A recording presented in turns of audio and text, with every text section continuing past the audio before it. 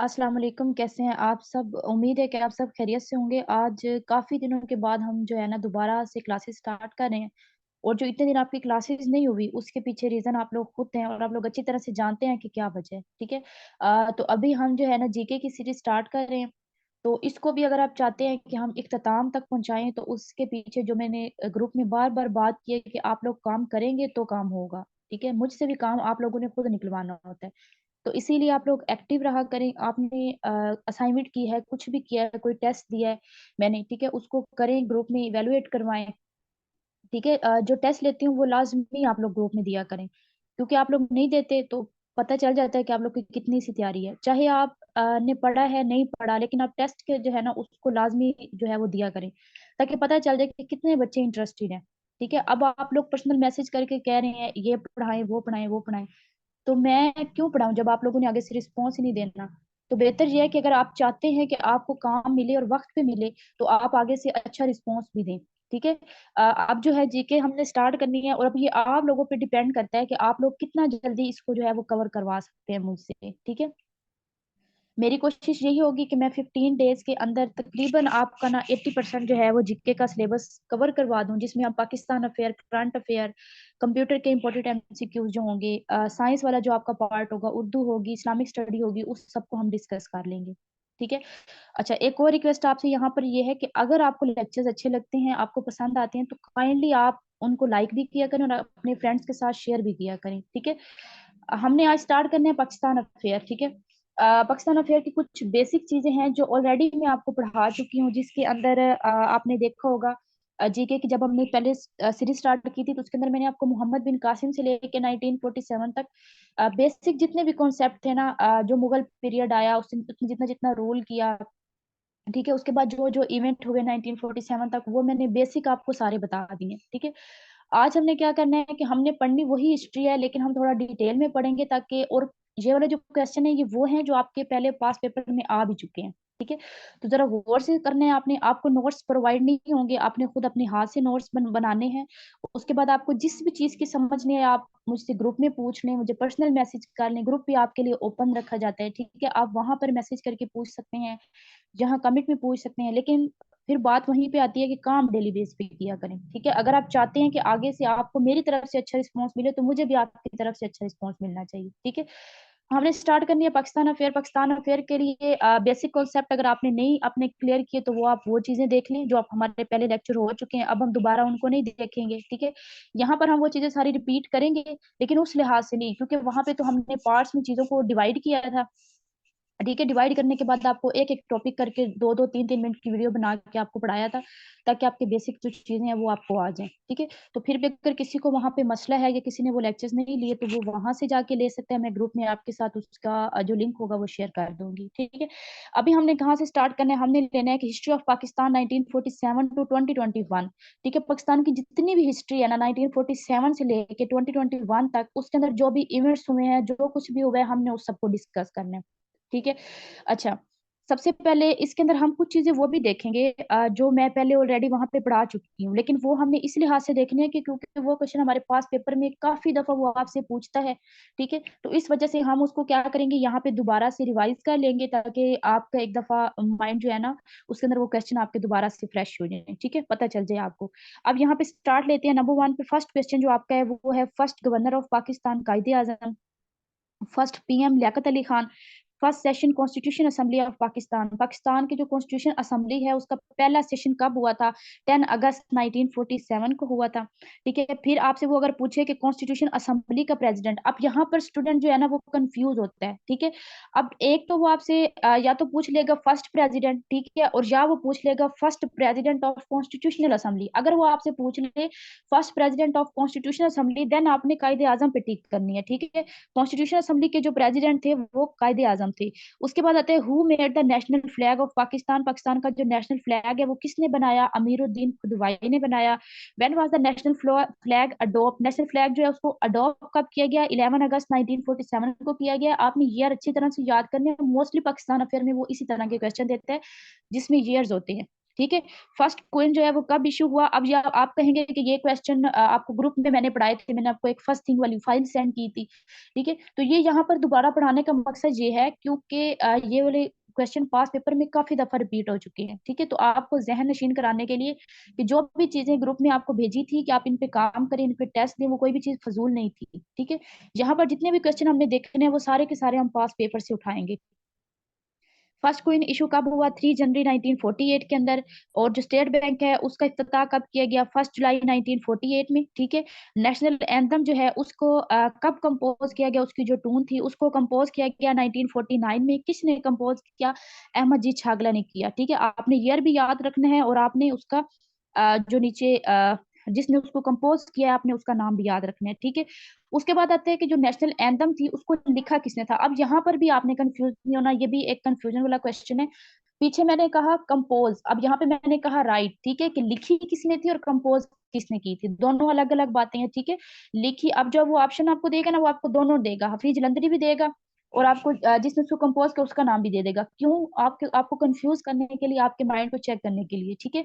तो आपने जरा गौर से आंखें खोल के पढ़ना है। यहाँ पर वो कह रहा है कि who wrote the national anthem, कि नेशनल एंथम जो है वो लिखी किसने है, लिखी हफीज जलंधरी ने थी। कब लिखी थी, 1952 के अंदर, ठीक है। अब यहाँ पर नेशनल एंथम से रिलेटेड हम इंपॉर्टेंट चीजें देख लेते हैं। कहते हैं कि अडोप, हाँ, अच्छा लिखी ये कब थी, 1952 में। इसको अडोप कब हमने किया, 1954 में, ठीक है। 2 साल बाद इसको अडोप किया। इसको कितना टाइम लगता है बजने में, 80 सेकेंड लगते हैं। इसमें 49 वर्ड्स हैं टोटल, ठीक है। जितने भी इसके अंदर वर्ड्स हैं वो सारे के सारे पर्शियन जुबान के हैं, एक ही लफ्ज उर्दू का है और वो है का, ठीक है। हमारी जो नेशनल एंथम है उसमें जितने भी वर्ड्स हैं वो सारे के सारे पर्शियन के हैं, एक ही वर्ड उर्दू का है और वो है का। उसके बाद आता है Pakistan standard time was suggested by, Pakistan का जो स्टैंडर्ड टाइम है वो किसने सजेस्ट किया, प्रोफेसर मोहम्मद अनवर ने किया 1951 के अंदर।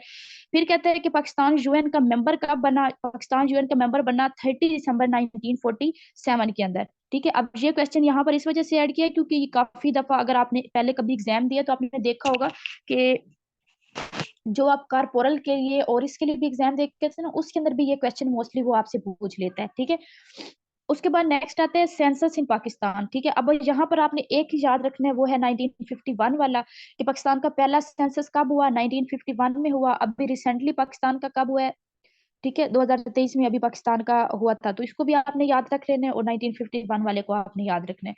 उसके बाद आती है ऑब्जेक्टिव रेजोल्यूशन, जो है वो कब पास हुई, 12 मार्च 1949 के अंदर। पाकिस्तान की जो लेजिस्लेचर है वो कितने पार्ट्स पर कंसिस्ट है, 2 पार्ट पे है, नेशनल असेंबली और सेनेट। इसके रिलेटेड एमसीक्यूज हम आगे डिटेल में पढ़ेंगे, बस आपने याद रखने हैं कि इसके 2 पार्ट है, एक नेशनल असेंबली है, एक सेनेट है। मतलब इसके 2 हाउसेज हैं, एक अपर हाउस एक लोअर हाउस, ठीक है। अपर हाउस को सेनेट कहते हैं, लोअर हाउस को क्या कहते हैं, नेशनल असेंबली कहते हैं। उसके बाद नेक्स्ट आ जाए, नेक्स्ट में बात की गई है second constitution assembly elected. Second जो कॉन्स्टिट्यूशन असेंबली थी वो इलेक्ट कब हुई, वो इलेक्ट हुई 1955 के अंदर, ठीक है। उसके बाद नेक्स्ट पे वो कहता है how many year after got its first constitution. अब आपने देखा होगा ये भी काफी दफा पास पेपर में क्वेश्चन रिपीट हुआ है कि हमने अपना कॉन्स्टिट्यूशन जो है वो कितने साल बाद हासिल किया, ठीक है। तो 9 साल, इसमें आप लगाना है 9 ईयर। फर्स्ट कॉन्स्टिट्यूशन असेंबली, पहला जो कॉन्स्टिट्यूशन पाकिस्तान का कब आया, अब उसके रिलेटेड जितने भी क्वेश्चन बन सकते थे ना वो सारे यहाँ पे मेंशन कर दिए। तो आपने उन सबको गौर से देखना है, अपने नोट में मेंशन भी करना है, ठीक है। सबसे पहले देखें कॉन्स्टिट्यूशन असेंबली सबसे पहले कब आई, 23 मार्च 1956 में। उसको एब्रोगेट कब किया गया, पहले कॉन्स्टिट्यूशन को 17 अक्टूबर 1958 में, ठीक है। वो आया 1956 में, उसको खत्म किया गया 1958 के अंदर। एक ये बात होगी। उसके बाद उसको इन्फोर्स किसने किया, चौधरी मोहम्मद अली ने किया। उसके शेड्यूल कितने थे, 6 थे, 234 उसके आर्टिकल थे और 13 उसके पार्ट थे, ठीक है। अब यहाँ पर आपने एक और भी बात याद रख लेनी है कि जब पाकिस्तान का पहला कॉन्स्टिट्यूशन आया 1956 के अंदर, उसी वक्त सिकंदर मिर्जा पाकिस्तान के पहले सदर बने थे, ठीक है। 1956 के अंदर पाकिस्तान का जो पहला कॉन्स्टिट्यूशन आया उसी में जो सिकंदर मिर्जा थे वो पाकिस्तान के पहले सदर बने। उसके बाद इसके जो साइलेंट फीचर हैं, जो इसके मेन फीचर हैं उसको देख लें, ये भी आपने याद रखने हैं। मैं अब आपको आगे क्वेश्चन बताऊंगी जो पीपीएससी ने एक पेपर में पूछा हुआ था, तो आपको पता चल जाएगा कि फीचर्स मैंने यहाँ पे क्यों बताए। सबसे पहले इसी के अंदर आपने याद रखना है कि ये जो कॉन्स्टिट्यूशन था इसका जो मेन फीचर सबसे पहले वो सवरेनिटी ऑफ अल्लाह। उसके बाद कंट्री का नेम इसमें रखा गया इस्लामिक रिपब्लिक ऑफ पाकिस्तान। उसके बाद इसमें यूनिकैमरल लेजिस्लेचर था, उसके बाद कहते हैं पार्लियामेंट्री सिस्टम था इसके अंदर, फिर कहते हैं कि जो प्रेसिडेंट था उसका मस्ट था कि वो मुस्लिम होना चाहिए और उसकी जो एज थी वो 40 ईयर होनी चाहिए, ठीक है। फिर यहाँ पे आ जाती है इसका लैंग्वेज, यहाँ पर इस पहले कॉन्स्टिट्यूशन के अंदर लैंग्वेज कौन कौन सी थी, उर्दू थी और बंगाली थी। पहले कॉन्स्टिट्यूशन में कौन कौन सी लैंग्वेज थी, उर्दू थी और बंगाली थी। अब ये आपने यहाँ पर कुछ चीजें याद रखनी है, मैं आगे जाके आपको बताती हूँ कि उसने पेपर में किस तरह से क्वेश्चन पूछा था, ठीक है। उसके बाद कहते हैं इस्लामाबाद जो है वो पाकिस्तान का कैपिटल कब बना, 1960 के अंदर उसकी कंस्ट्रक्शन का काम स्टार्ट हुआ। ऑफिशियली उसको जो बनाया गया वो 14 अगस्त 1967 में बनाया गया, ठीक है। पहला मार्शल लॉ जो है वो कब लगा, 7 अक्टूबर 1958 को सिकंदर मिर्जा ने लगाया। सिकंदर मिर्जा ने क्या किया, जो पहला कॉन्स्टिट्यूशन हम पीछे पढ़ के आए हैं उसको भी खत्म कर दिया, ठीक है। पहला जो कॉन्स्टिट्यूशन था वो 1958 में उसको एब्रोगेट कर दिया गया। किसने किया, सिकंदर मिर्जा ने किया, ये भी आपने याद रखना है, ठीक है। अब उसके बाद हम आ जाते हैं सेकंड कॉन्स्टिट्यूशन के ऊपर। सेकंड कॉन्स्टिट्यूशन आया 8 जून 1962 को, ठीक है। जनरल जाया खान ने इसको खत्म किया। इसको खत्म कब किया, 1969 में। तो ये आपने ईयर अच्छी तरह से याद रखने हैं, ठीक है। अब हम इसके देखेंगे कि जो दूसरा कॉन्स्टिट्यूशन था उसके मेन फीचर्स कौन से थे, ठीक है। उसके मेन फीचर्स में आर्टिकल उसके 250 थे, उसके जो पार्ट्स थे वो 12 थे और उसके जो शेड्यूल थे वो 3 थे, ठीक है। उसमें इसमें कहते हैं, उसमें जो हमने पहला कॉन्स्टिट्यूशन पढ़ा उसमें बात उसने की थी कि पार्लियामेंट्री गवर्नमेंट थी। अब यहाँ पे वो कह रहे हैं प्रेसिडेंशियल गवर्नमेंट, ठीक है। उसके बाद यूनिकैमरल वहां पर भी थी, यहाँ पर भी थी, ठीक है। फिर आ जाती है लैंग्वेज, बंगाली और उर्दू। अब मैंने कहा उसको याद रखना, जो मैंने वहां पे फीचर बताए हैं। मैं यहाँ पर एक क्वेश्चन आपको बताती हूँ। उसने पास पेपर में एक क्वेश्चन आपसे पूछा हुआ था कि बंगाली और उर्दू नेशनल लैंग्वेज करार दिया गया, ठीक है। अब मोस्टली स्टूडेंट जो है ना वो जस्ट 19 जो पहला आपका 1956 वाला कॉन्स्टिट्यूशन था उसके ऊपर टिक करके आते हैं।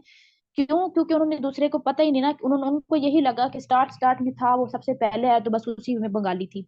तो आपने याद रखना है कि पहले दोनों कॉन्स्टिट्यूशन के अंदर बंगाली और उर्दू लैंग्वेज थी। ये पास पेपर में क्वेश्चन आया था आपसे, मे भी और कोई पूछ ले, आपसे ये पूछ लेता है यूनिकैमरल जो लेजिस्लेचर है, ठीक है, ये किस कॉन्स्टिट्यूशन के अंदर बात की गई है, ठीक है, ये किस कॉन्स्टिट्यूशन का फीचर है, तो ये आपसे पूछ सकता है, ठीक है। तो जो ये मेन चीजें आपको बताई है ना, ये आपने लाजमी याद रखनी है। इसके अंदर से भी वो आपसे कोई ना कोई क्वेश्चन पूछ सकता है।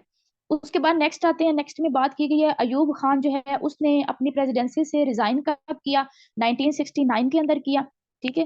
फिर कहते हैं how many days did the war of independence जो थी वो कितने दिन जो है वो कायम रही, 1965 की जो वार थी वो कितने दिन रही, 17 डेज रही। एग्रीमेंट ताशकंद, एग्रीमेंट ताशकंद जो है वो किस किस के दरमियान हुआ, ये भी पास पेपर में क्वेश्चन आया हुआ है, ठीक है। अयूब खान और लाल बहादुर शास्त्री के दरमियान हुआ। फिर मैंने इसके साथ ईयर भी मेंशन कर दिए।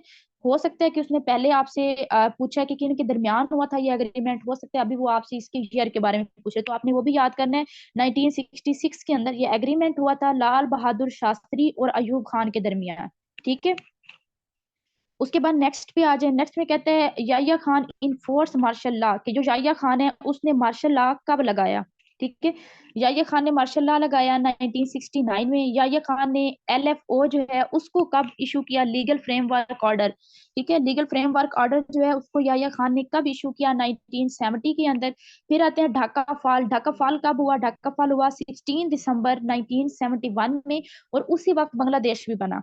तो ये बात भी आपने याद रखनी है। ढाका फॉल कब हुआ, 1971 में, और बांग्लादेश जो है वो उसी वक्त बना। वो आपसे बांग्लादेश का भी क्वेश्चन पूछ ले देन भी 1971 पे टिक करनी है, और जस्ट इसका पूछ ले तो भी, ठीक है। अब यहाँ पर एक और चीज बता दो, अगर तो आप लोगों को ईयर्स याद नहीं होते, आप लोगों को प्रॉब्लम होता है इनको मेमोराइज करने में, आप लोगों को भूल जाते हैं, तो आपने मुझे ग्रुप में बताना है, ठीक है। इसके लिए भी कुछ ट्रिक्स हैं वो मैं आपके साथ शेयर कर दूंगी, उससे आपको काफी हेल्प हो जाएगी, ठीक है। अगर आपको ईयर्स याद नहीं होते, आप भूल जाते हैं, आप मेमोराइज नहीं कर पाते इसको, तो आपने ग्रुप के अंदर मुझे बताना है कि हमें ईयर्स जो है इनको याद करने में मसला होता है।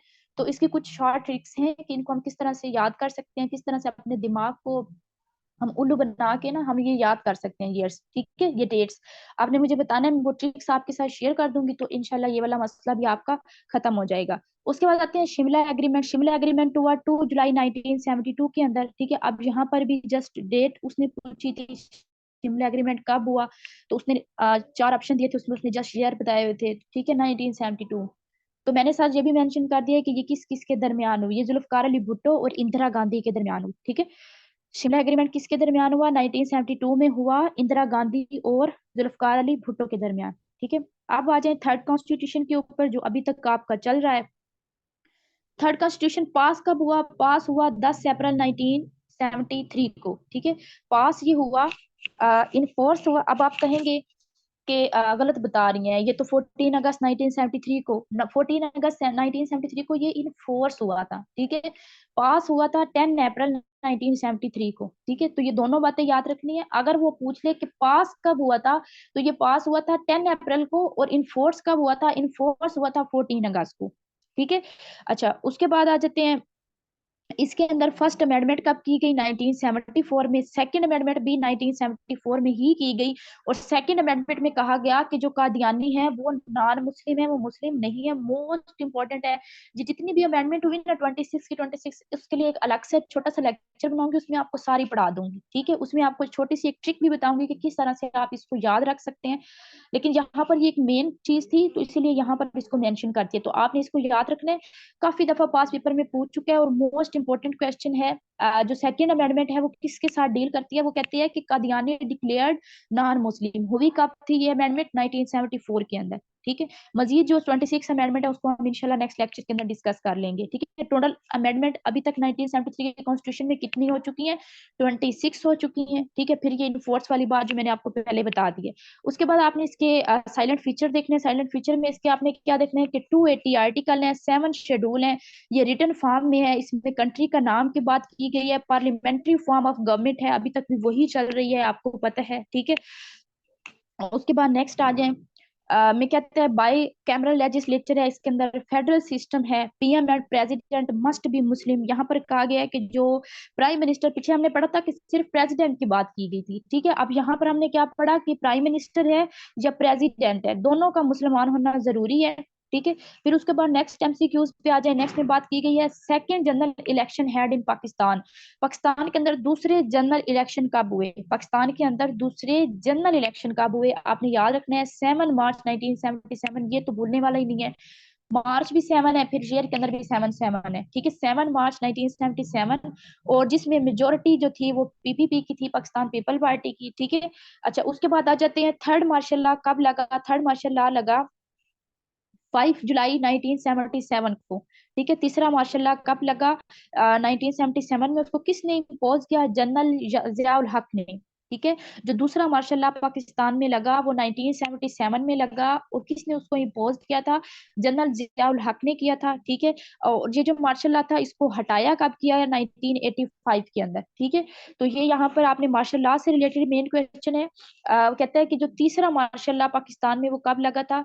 1977 में, जब पीपीपी की गवर्नमेंट आई थी। किसने लगाया था? जनरल जियाउल हक ने लगाया था, और उसको हटाया गया 1985 में, ठीक है। फिर यहाँ पर एक और क्वेश्चन भी जनरल जियाउल हक से रिलेटेड याद कर ले। जनरल जियाउल हक जो है उसका प्लान क्रैश हो गया था, ये भी पीपीएससी ने पीएमएस के पास पेपर के अंदर क्वेश्चन आपसे पूछा हुआ है। जनरल जियाउल हक का जो प्लेन था वो कब क्रैश हुआ? तो आपने याद रखना है 1988 के अंदर, ठीक है। मोस्टली आपने पीपीएससी का देखा होगा, वो आगे से ना आपसे डेट नहीं पूछता, जस्ट आपसे ईयर पूछता है, तो आप ईयर पे ज्यादा फोकस किया करें, ठीक है। अच्छा, उसके बाद आता है जुल्फकार अली भुट्टो को फांसी कब दी गई? उसको फांसी दी गई 1979 के अंदर, ठीक है। Pakistan became member NAM, non align movement जो है उसका मेंबर पाकिस्तान कब बना? अब देखिए बिल्कुल सेम है, दोनों एक जैसे हैं, आपने याद रखना है। जब जुल्फकार अली भुट्टो को फांसी दी 1979 में, उसी वक्त पाकिस्तान नॉन अलाइन मूवमेंट का मेंबर भी बनना था 1979 में, ठीक है। फिर आते हैं ज़कात सिस्टम जो है वो पाकिस्तान के अंदर कब इंट्रोड्यूस करवाया गया? 1980 के अंदर। उसके बाद इसको छोड़ दें, ठीक है, इसको छोड़ दें। उसके बाद नेक्स्ट पे आ जाए 1988 के जमाती बुनियादों पर। तो आप देखें यहाँ पर वो कह रहे हैं कि 1988 में इलेक्शन हुए, जिसमें क्या हुआ? पाकिस्तान पीपल पार्टी जीती, और वजीर आजम कौन बनी? मोहतरमा बेनजीर भुट्टो, ठीक है। तो ये भी आपने याद रखना है। बेनजीर भुट्टो की हुकूमत किस दौर में आई थी? 1988 में। 1988 के अंदर इलेक्शन हुए, जिसमें पाकिस्तान पीपल पार्टी जीत गई, और बेनजीर भुट्टो जो थी वो वजीर आजम बनी। फिर आ जाते हैं 1990 के अंदर। 1990 के अंदर जो इलेक्शन हुए उसमें कौन वजीर आजम बना? उसमें नून लीग जीत गई थी, और नवाज शरीफ जो थे वो वजीर आजम बने, ठीक है। तो ये आपने क्वेश्चन याद रखने, थोड़ा सी मुश्किल है लेकिन हो जाएगा, इंटरेस्ट लेके पढ़ेंगे तो हो जाएगा, ठीक है। उसके बाद आ जाए कि नवाज शरीफ जी की जो हुकूमत है उसको खत्म किसने किया, उसको खत्म किया परवेज मुशर्रफ ने। कब किया? 1999 में। फिर आपने ये भी याद रखना है 1999 के अंदर कारगिल इंसिडेंट भी हुआ था, ठीक है, ये भी पीएमएस के पेपर में आ चुका है। 1999 के अंदर कारगिल इंसिडेंट भी हुआ। आपने याद रखना है कि नवाज शरीफ की हुकूमत जो थी वो किसने खत्म की? परवेज मुशर्रफ ने खत्म की, और उसी दौरान जो है वो कारगिल इंसिडेंट भी हुआ था, ठीक है। उसके बाद आते हैं Pervez Musharraf declare emergency and suspend constitution. कि जो परवेज मुशर्रफ है उसने मुल्क के अंदर इमरजेंसी लगाई और उसने कॉन्स्टिट्यूशन को सस्पेंड कर दिया, खत्म नहीं किया, सस्पेंड किया, ठीक है। कब किया? 3 नवंबर 2007 को। अब देखिए हम 1947 से कितना आगे निकल आए हैं।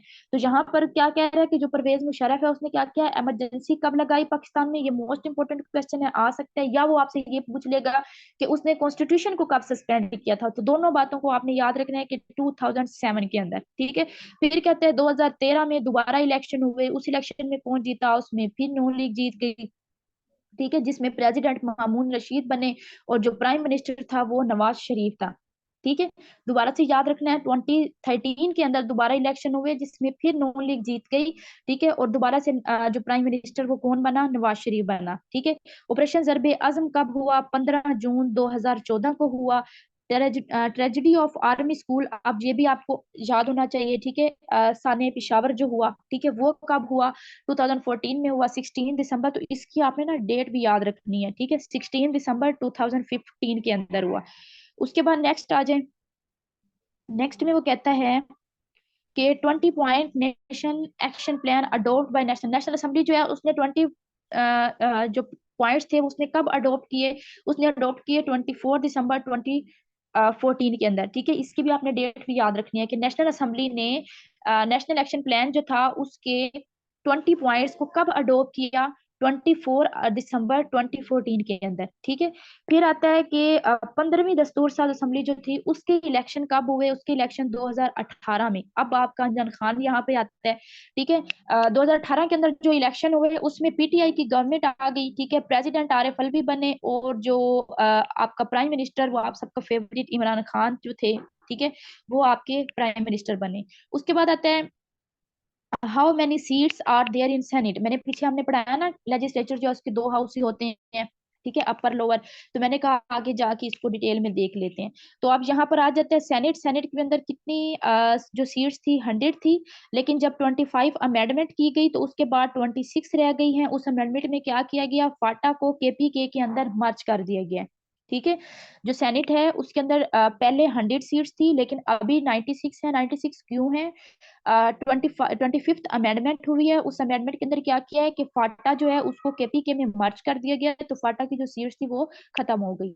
तो वो आपसे दोनों तरह से क्वेश्चन पूछ सकता है। वो आपसे ये भी कह सकता है कि अमेंडमेंट से पहले कितनी सीट्स थी 100, या फिर आपसे ये पूछ लेगा कि अमेंडमेंट्स के बाद 25th अमेंडमेंट के बाद अभी सेनेट में कितनी सीट है, ये भी पूछ सकते हैं। तो आपने दोनों को याद रखना है। पहले 100 थी, अभी कितनी है? 96 है। उसके बाद नेक्स्ट पे आ जाए। नेक्स्ट में फिर वो कहता है कि how many members are there in national assembly, ठीक है। पीछे हमने सेनेट में पढ़ा, अब हम किसका पढ़ेंगे? नेशनल असेंबली का, ठीक है। नेशनल असेंबली में 342 सीट्स पहले थी। जब 25th अमेंडमेंट हुई तो कितनी रह गई? 336 रह गई, ठीक है। पहले 342 थी, अमेंडमेंट के बाद 336 हो गई। उसके बाद आता है पंजाब असेंबली में कितनी सीट है? 371। सिंध असेंबली में कितनी है? 168। केपीके में कितनी है? 144। बलूचिस्तान में कितनी है? 65। ये सारी आपने याद करनी है, ठीक है, किसी को भी स्किप नहीं करना। उसके बाद आता है मेकिंग लॉ। लॉ जो है वो कौन बनाता है? कानून कौन बनाता है? वो पार्लियामेंट बनाती है, ठीक है। ये भी आपने याद रख लेना है, इजी इजी हैं ये वाले तो। उसके बाद आ जाते हैं highest court of the federation. Federation का हाईएस्ट कोर्ट कौन सा है? सुप्रीम है, ठीक है। फिर कहता है प्रोविंस जो है उसका हाईएस्ट कोर्ट कौन सा है? हाई कोर्ट है। Head of state in Pakistan. Pakistan का हेड ऑफ स्टेट कौन होता है? पाकिस्तान के अंदर जो हेड ऑफ स्टेट है वो कौन है? वो प्रेसिडेंट है। और पाकिस्तान के अंदर जो एडमिनिस्ट्रेशन है उसका हेड कौन है? उसका प्राइम मिनिस्टर होता है, ठीक है। प्रोविंस जो होता है आपका उसका एडमिनिस्ट्रेटिव हेड कौन होता है? जो आपके सूबे हैं, जो आपको प्रोविंसेस हैं, जैसे पंजाब, सिंध, केपी के, ठीक है, इनका जो एडमिनिस्ट्रेटिव हेड है वो कौन है? वो चीफ सेक्रेटरी है, ठीक है। उसके बाद कहता है गवर्नर्स हेड क्वार्टर जो है वो किसके हैं? प्रोविजनल गवर्नमेंट के पास है, ठीक है। उसके बाद नेक्स्ट आ जाए। नेक्स्ट में कहता है कि हेड ऑफ प्रोविंस, पीछे हमने क्या पढ़ा, एडमिनिस्ट्रेटिव जो था पॉइंट, उसका हेड कौन होता है। ठीक है, तो अभी हमने क्या देखना है कि प्रोविंस का हेड कौन होता है। ठीक है, प्रोविंस का हेड कौन होता है, गवर्नर होता है। उसके बाद कहते हैं provisional administration in Pakistan, provisional administration जो होता है वो वजीर आला आपका होता है, जो अभी मरियम का नाम आया हुआ है जिसके लिए पंजाब में। ठीक है, उसके बाद देख लें आर्मी का हेडक्वार्टर जो है वो रावलपिंडी में है। आर्मी डिफेंस डे कब सेलिब्रेट करती है, 6 सितंबर को। एयरफोर्स का हेडक्वार्टर इस्लामाबाद में है। एयरफोर्स अपना दिन कब सेलिब्रेट करते हैं, 7 सितंबर को। एक एक दिन है, आपने एक ही डेट याद रखी, आगे आप खुद ही हो जाएंगे।